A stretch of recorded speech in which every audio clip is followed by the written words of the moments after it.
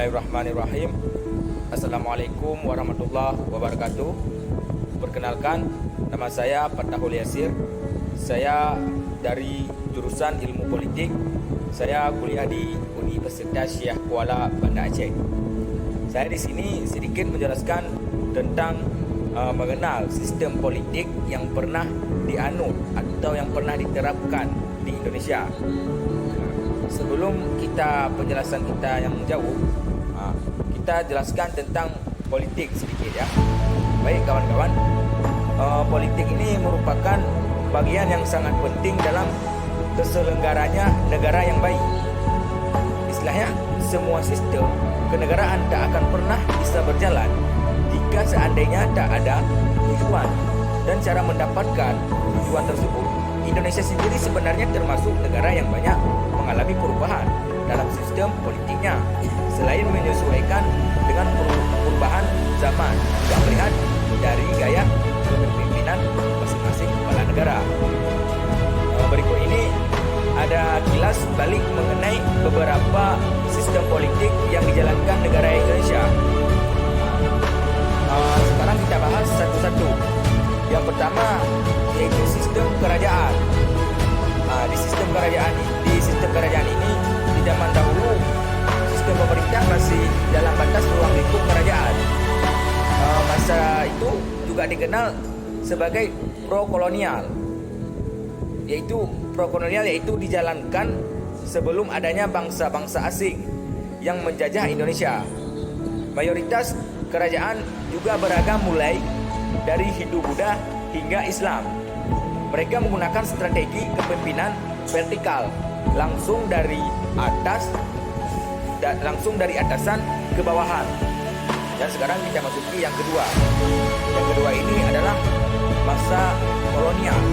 Apa itu masa kolonial?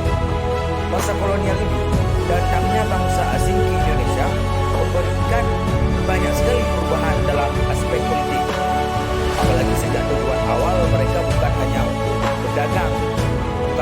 berdagang lagi, melainkan demi menduduki bangsa Indonesia.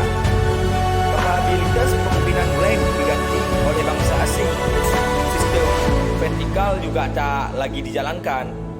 Sebenarnya pada masa ini bangsa Indonesia mulai banyak belajar lagi mengenai gaya kepemimpinan yang mengadopsi luar. Sekarang yang ketiga yaitu demokrasi liberal. Demokrasi liberal ini dikenal juga sebagai politik demokrasi yang bebas, di mana pada saat ini para aparat negara mulai loyal kepada bawahannya. Ya, kemungkinan semua tuntutan dijalankan dengan bebas dan didengarkan oleh negara. Yang keempat yaitu masa demokrasi terpimpin. Pada masa demokrasi terpimpin ini ada banyak batasan-batasan yang dibuat. Semua hal dikuasai oleh militer.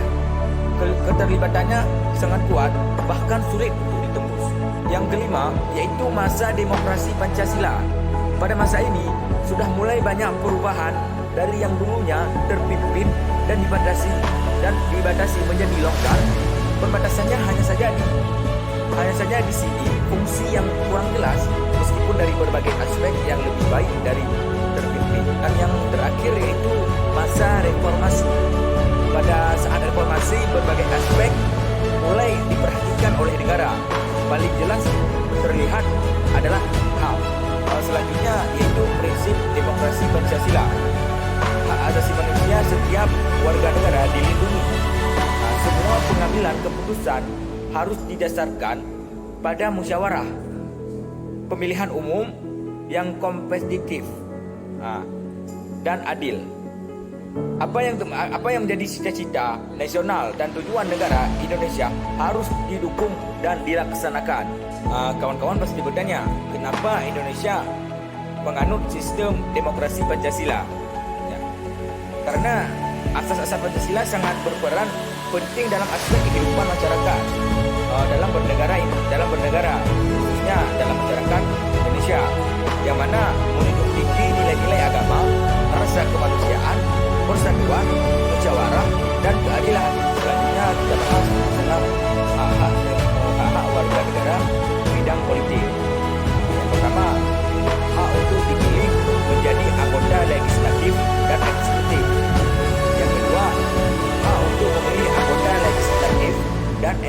aktif. Dan yang ketiga, hak untuk menyampaikan pendapat. Dan yang keempat, hak untuk berorganisasi. Dan yang kelima, hak untuk tidak memilih. Yang keenam, hak untuk mendirikan partai. Dan yang terakhir kita bahas adalah kewajiban warga negara Indonesia di bidang politik. Ada 5 kewajiban warga negara Indonesia di bidang politik. Yang pertama, wajib menghormati hak asasi manusia orang lain. Itu disebut dalam pasal 28 ayat 1 yang berbunyi, setiap orang wajib menghormati hak asasi orang lain. Yang kedua, wajib menaati hukum dan pemerintahan. Itu dalam pasal 27 ayat 1 Undang-Undang Dasar 1945. Itu berbunyi, segala warga negara bersamaan kedudukannya di dalam hukum dan pemerintahan, dan wajib menjunjung hukum dan pemerintahan itu dengan tidak ada kecualinya. Dan yang ketiga, wajib ikut serta dalam upaya pembelaan negara. Dalam pasal 27 ayat 3 Undang-Undang Dasar 1945. Itu berbunyi, setiap warga negara berhak dan wajib ikut serta dalam upaya pembelaan negara. Yang keempat, wajib ikut serta dalam usaha pertahanan dan keamanan negara. Itu dalam pasal 30 ayat 1 Undang-Undang Dasar 1945 berbunyi, tiap-tiap warga negara berhak dan wajib ikut serta dalam usaha pertahanan dan keamanan negara. Yang terakhir, wajib tunduk kepada pembatasan yang ditetapkan oleh Undang-Undang pasal 28 ayat 2 yang berbunyi, berkewajiban mengikuti peraturan politik yang telah ditetapkan negara dan siap menerima sanksi jika melanggar. Satu lagi yang terakhir yang saya bahas, yaitu kelemahan dan keunggulan sistem politik yang pernah berlaku di Indonesia. Ada 2, yaitu kelemahan dan kelebihan. Kelemahannya apa? Kebanyakan partai lebih mementingkan kelompoknya. Yang kedua, konflik antar partai sering terjadi. Yang ketiga, keberhasilan sulit dicapai. Dan ada kelebihannya. Kelebihannya, kebebasan partai dapat diwujudkan dan partisipasi rakyat besar. Pengawasan rakyat terhadap pemerintah berjalan dengan baik.